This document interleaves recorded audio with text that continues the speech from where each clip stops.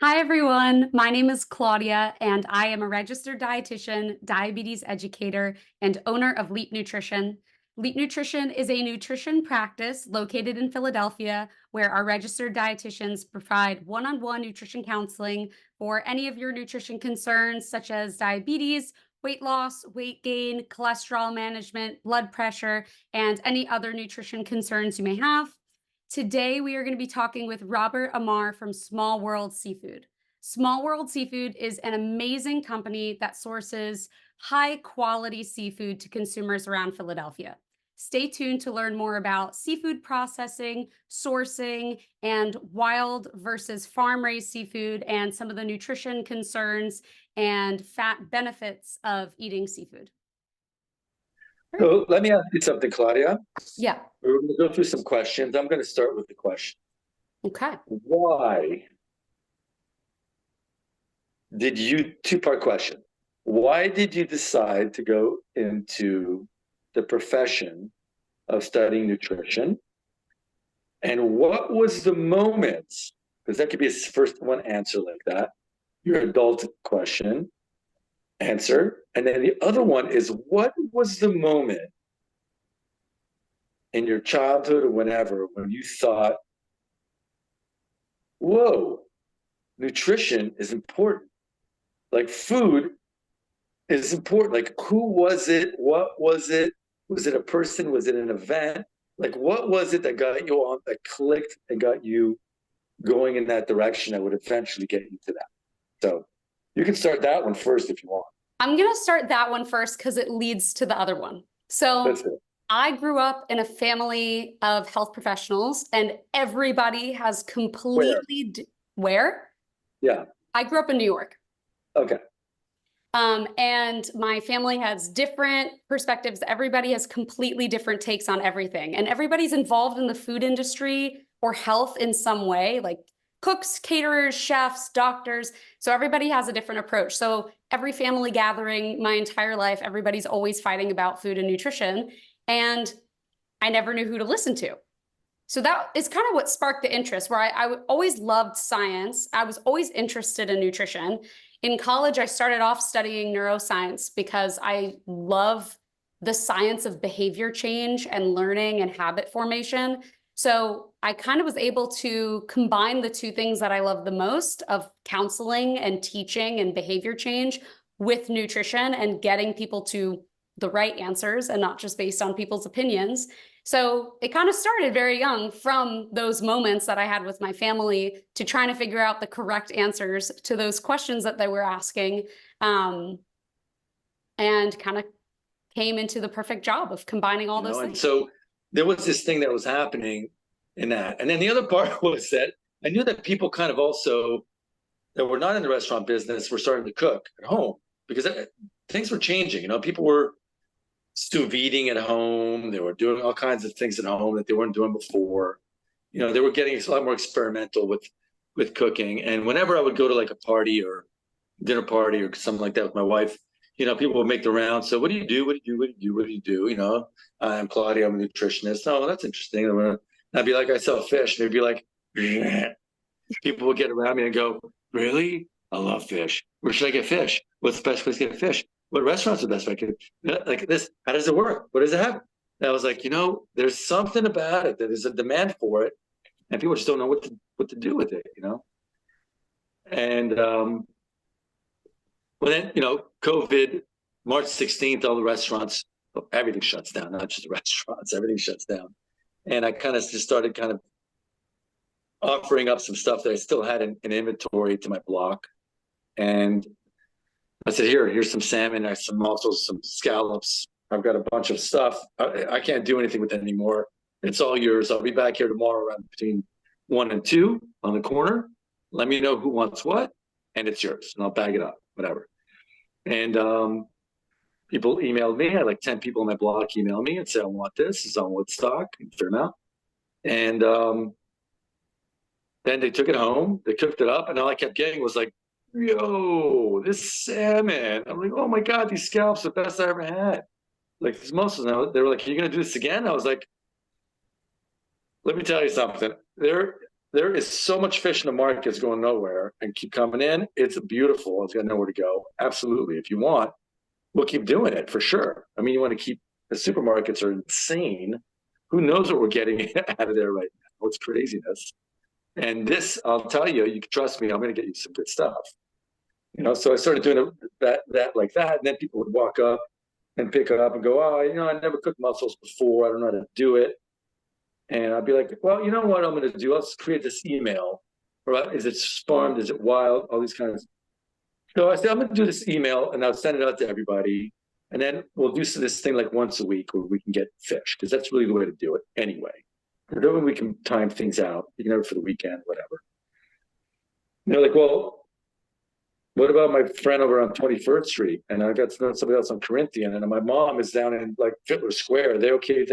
Can they order too? I'm like, whoever, the more the merrier. Everyone's trying to be of service to people.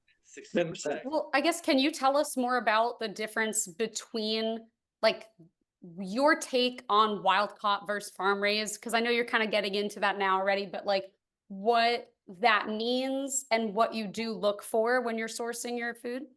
Sure. Okay. Let me say that generally speaking, not every fish can be farmed. Some fish cannot be farmed. You can't farm a swordfish. You can't farm cod. You can't do things like that. You can't farm squid. It doesn't work. You can't do it. Some things are only going to be wild. Some things you can farm. Okay? Now, we have 8.5 billion people on the planet.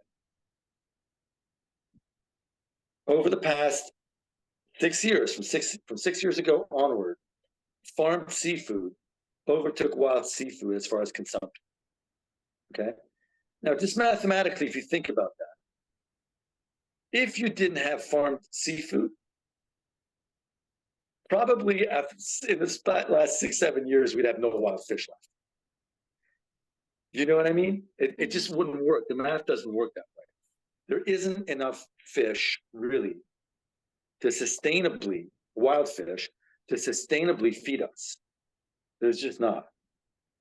Add to that the impact of climate change and so on, where you have a biomass of domestic scallops from mid-Atlantic up to Georgia's Bank in Maine, that 7 years ago had a harvest of 100 or a quota of 110 million pounds that is down to 25 million pounds because of water temperature change and things like that, or wild salmon in Alaska that has been down from almost the same numbers, 100 million, down to 56 million, down to 39 million this year. That we put pressure on wild to almost to its detriment. You cannot do it. Okay. Now, that's one dimension. The other dimension is that to get wild fish, you got to catch them, and they're all over the place. They're not waiting for you to catch them. They're not jumping out of the water. It takes expense, it takes a season, it takes a whatever. You're not fishing in Alaska between October and April. It's the winter. It's too cold. The waters are vicious, and it's too cold. You can't do it. You've got 6 months to do it, and that's about it. But again, weather permitting, if there's a hurricane, if there's a storm, they're not going out either. So what are you going to eat if they're not going back and forth? What are you going to have, right? And then take things to the next level where you go, okay, farm, there's got to be something sinister that's happening with farm, because I saw a video on YouTube or something like that about how it's done. Well, that's a video that's meant to get clicks. YouTube, people who put stuff on YouTube want you to get clicks. The more clicks they get, more money they make. That's the way it works. It's not a public service. That's the way it works. And so the reality is that people farm things under very strict guidance by governments and so on to be able to do things in a particular way. Now, the industrial food complex, whether it's produce, whether it's meat, whether it's fish, is there such that it will cut corners, right? Governments and big multinationals will go hand in hand a little bit and do this. But in my view, they have to feed people. It's got to be affordable. It has to be affordable. 60% of the population, 70% of the population wouldn't be able to buy it if it was more expensive.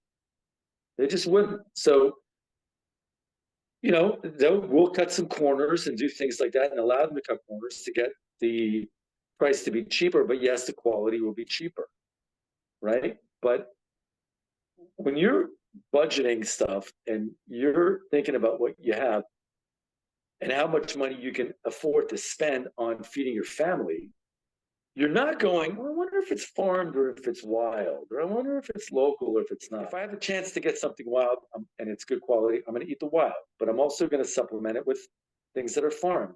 A lot more things are farmed than you think, even on seafood. Every shellfish that you eat practically is farmed now. And this is the other benefit, is that when you're farming, you can control for everything. You can control for disease, for virus, for parasites, everything. You have to. So wild seafood, wild salmon, for example, is riddled with parasites. It's eating all kinds of stuff that's in the seabed and sea and the rivers and so on. It's eating carcasses, it's eating poop, it's eating anything it can eat. It's moving in masses. It's got to eat something. Farmed, you can control it. And so you don't have that. So farmed salmon, farmed fish can be sushi grade.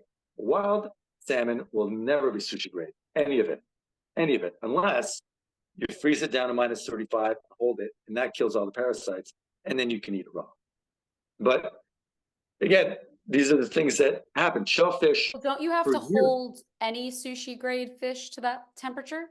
No, anything that has parasites, you can. Now, things that don't, that are controlled, where that they don't have any parasites in them.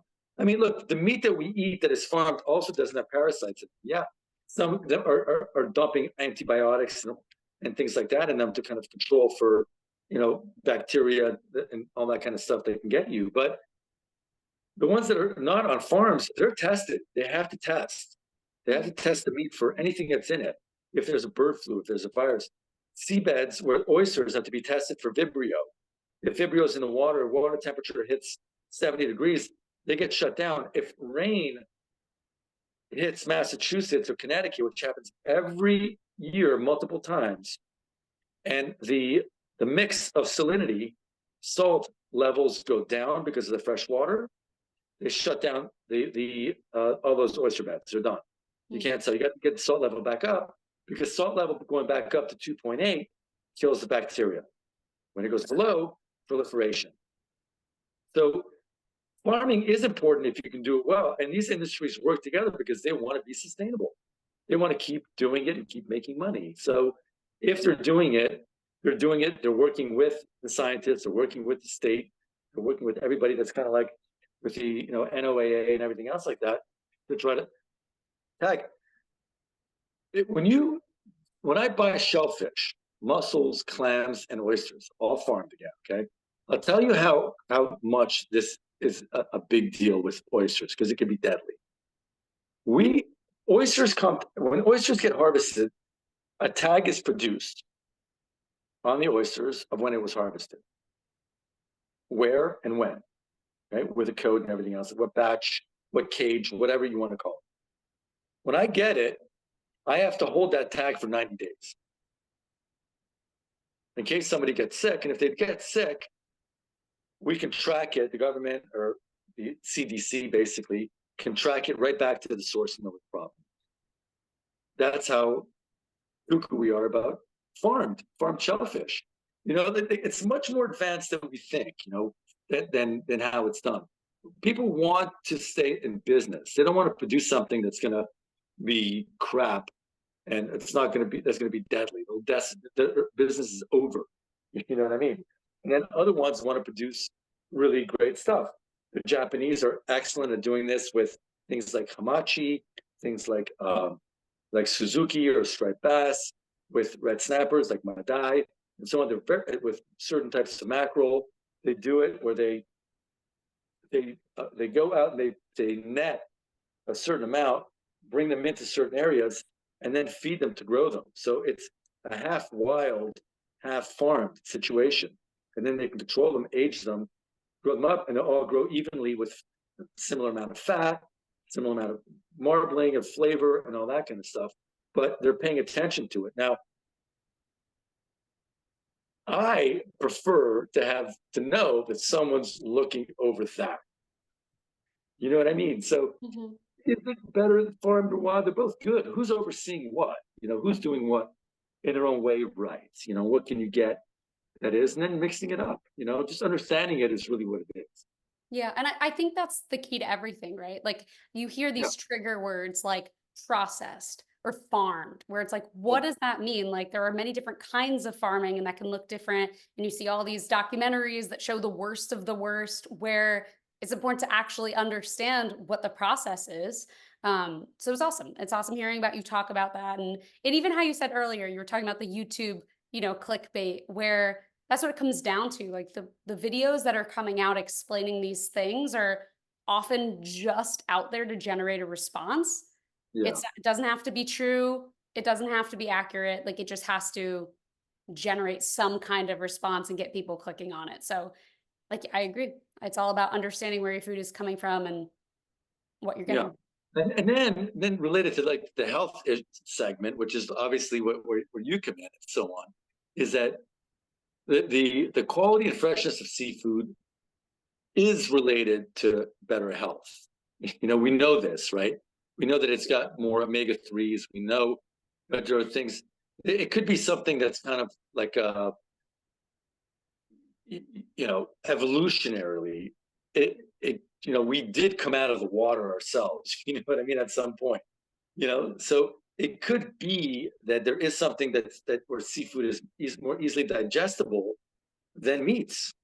You know, I mean, I certainly, and I know a lot of people that I speak to constantly, they always say the same thing. They feel better after a meal eating seafood than they do after a meal eating, let's say, red meat.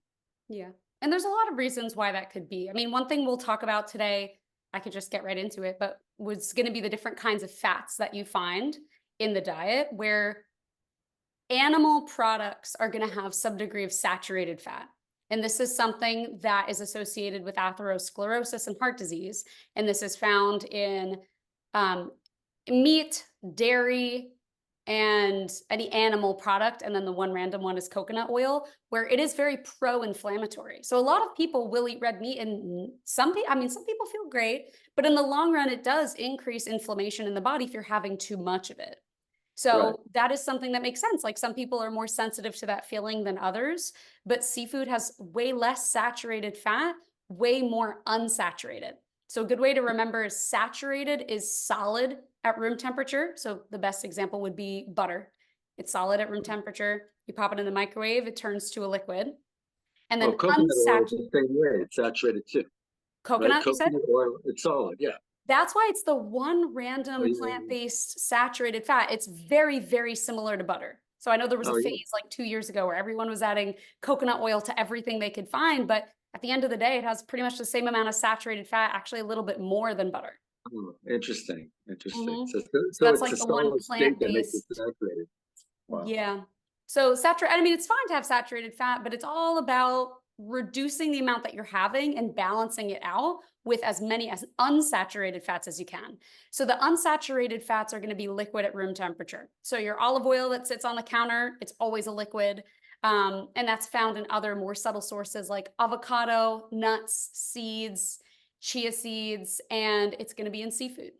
So that's something, it is an anti-inflammatory food. And that's why seafood is found on all these anti-inflammatory diets, like the Mediterranean diet and the Mind diet, because it is anti-inflammatory. So that might be part of the reason why some people do feel better having more seafood in their diet than they would having more red meats. Mm.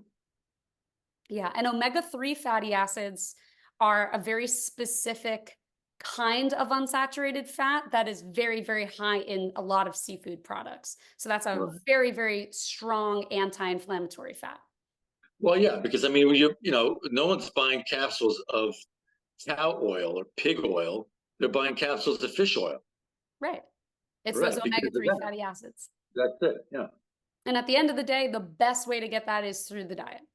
It's through the diet. Yeah. So thinking about all that kind of stuff about how to, you know, incorporate fish and more fish. And it's interesting. I mean, I see it with a lot of people that have done it over the past like 4 years that transformed their diets. And, I'm not a nutritionist, so I'm not going to, I don't know what else they're doing in their lives, but I know that a lot of people will go, I've lost weight. I feel better. I feel healthier. I'm like, whatever. And, you know, that's kind of cool. I mean, I noticed it even in the past month that, whereas like 10 years ago, it starts getting warmer and people are out running, trying to like think about, getting thin. And now people are much more conscious that diet is really the driver of losing weight and maintaining your body shape. So instead of everybody, like we got like 20% busier. And I was like, what the hell? Is this the equivalent of people out jogging anymore? It's that instead of now you want to slim down, so you want to eat more fish. That's I'm like, interesting that you're that seeing that. it was crazy. We're like, what the hell's going on? And I was like, yo, I gotta get healthy again. I'm like, okay, I guess, Well, I sweatshirts think are that coming like off. that was a huge push. I mean, how your business really took off during COVID. I think that was a huge turning point, at least for me. Like I had my private practice running for a few years before COVID, but in 2020 it took off, and because people are so focused on their health and they're really looking at it and caring about it, where obviously as you've seen that led to a huge spike in people cooking homemade meals. Yeah. And so I think that's when it started. Like I'm seeing so many more pushes to have homemade meals and different meal delivery services and different things like that, where the trend is moving towards more home cooked meals. It's And it's because like very empowering the more practice you get doing that. Because if you've never cooked seafood, it's very intimidating. But the more you practice learning that you can make these foods taste great and do different things with them and pair them the way that you want them with other foods, it's like a skill that you have to develop, and it just gets easier and more exciting. and more exciting and more gratifying Mhm. because how many people every week go, oh, I've never cooked soft shells before. Oh, I never cooked swordfish before. Oh, I never cooked bronzini before. Oh, I never made a poke bowl before. And they come back and I'll go, and my answer is always the same. You'll never be able to say that again. And they come back Yeah. and they try it and they tell me and they go, I love it. And that becomes their thing.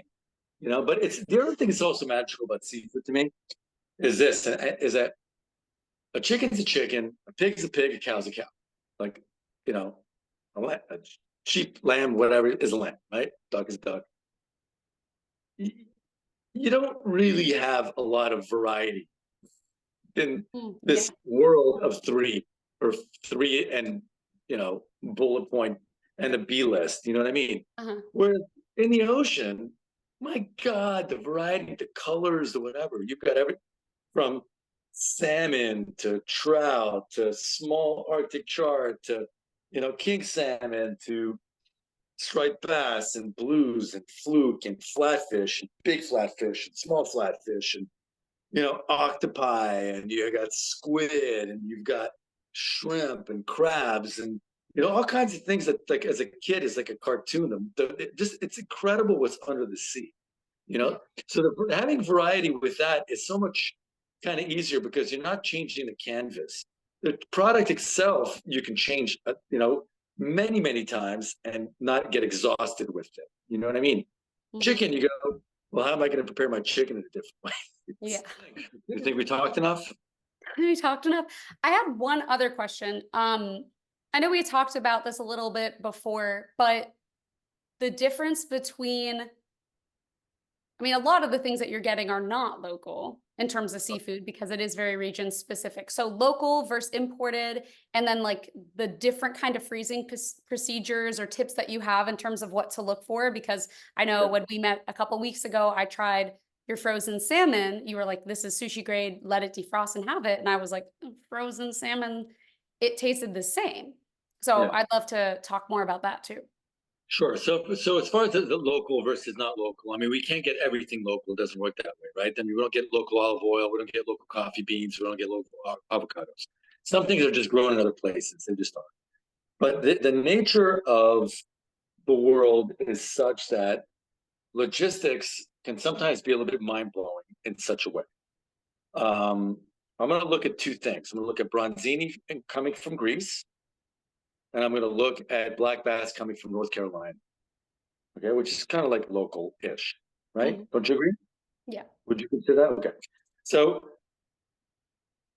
I order bronzini on a Thursday, It's farm bronzini in Greece, and I'll receive it not the next immediate Monday, but the Monday right after that. So 10 days out. Okay. That fish is out of the water on Friday before I get it on Monday. It's on a plane, Delta, Lufthansa, American, British Airways. On Saturday day, it gets to New York during the day. On Sunday, it gets picked up by a truck in New York and gets to me on Monday. It's out of the water 3 days. Boat goes out in North Carolina, goes out to the canyons for black bass. They're going out overnight. They're going to spend probably about 5 days accumulating enough fish. They're going to spend another full day or overnight coming back. They're going to sell it to a supplier that's that's going to absorb the stuff that can box, sort, and ice things up.